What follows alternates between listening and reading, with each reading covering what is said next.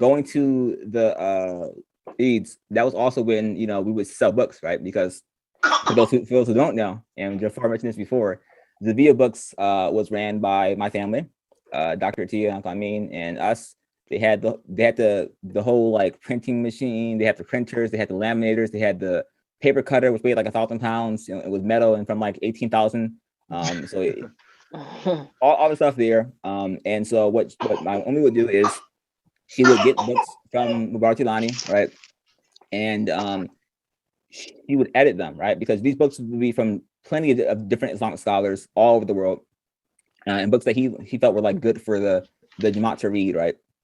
And so she would get the books, and he would instruct her to change this paragraph here, this paragraph here, this here. Cool, done. Now take out his name, put my name on it, put on a brand new cover, and send it out to the Jamaat to sell for everyone, right? Because this is the new Gilani book, right? And so she's like, but like, Shaki, like, you know, like, that's not your book, like copyright. And he's like, there's no copyrights on Islamic knowledge. Like, just put the book out there and sell it, right? It's like, okay, but like, you know, shouldn't this be free so that your talibs can read it? Send it out for the money, all right? Just make the order. It was like $10 for the book. So again, he's selling you like books for you to read that aren't his, by the way, because so let me try to make sure that this is clear for myself first and foremost, and then for anybody who's watching or listens later.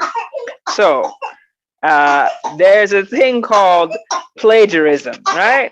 So yes. We all, you know, either have attended higher levels of education, and we know the battles that you have to wage with making sure that your work is authentic and avoiding the plagiarism checker and all that, right?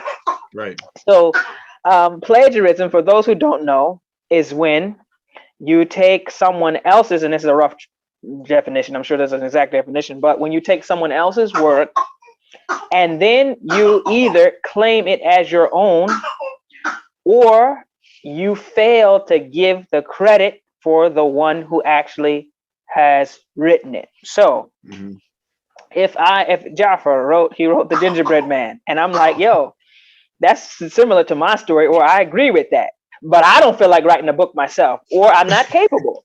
So I'm just going to take his name off, change the parts where it says, well, when I was in New York, and change it to when I was in Tennessee, and all the different things, and then do that. That is called plagiarism. It is, I mean, it's, I don't say it's a crime, but it's academic dishonesty, 100%. Somebody's saying that they hear the baby choking. Oh my goodness, I'm gonna get in trouble. He's fine, I promise you. Are you sure? He's fine. He's fine. Are you sure he's okay? The Rona, no, baby Corona. Anyway, no. So that's academic dishonesty. Okay, so just in non-Muslims, just general non-Muslims, academics, it's a matter of just honesty that you would never, number one, take someone else's work and put your name on it. And number two, even when you forget to credit the person, like you're writing a whole long paper or book or whatever, and you know, it happens sometimes, you get the quote or whatever, and then you forget to put it in there. That's a big no-no. It's a big no-no because especially for academics and people of knowledge and people who, you know, are in whether it's helping other people, whatever the case may be, you always want to give the credit for its due. But it you know, one of the type of things, one thing that you can kind of equate it to, that equates to me, is that, so one of the ways of plagiarism, right, is shirk, right? Because Allah gets the credit for certain things. And when you give that credit to someone else, that is a form of, like, Allah is the one who, you know, can forgive or whatever. But if the Catholic priest or the Sufi sheikh says, tell me your sins, and, you know, they can forgive you, that's something that's to Allah. You took the credit for something that you're not, that's not for. So that long the diversion is just to say, so to be clear, what you're saying is that Mubarik Gilani instructed your mother to take books and works that were written by other people, change some things, put his name on it, and A new cover. A new cover. Was any credit given to the original writer?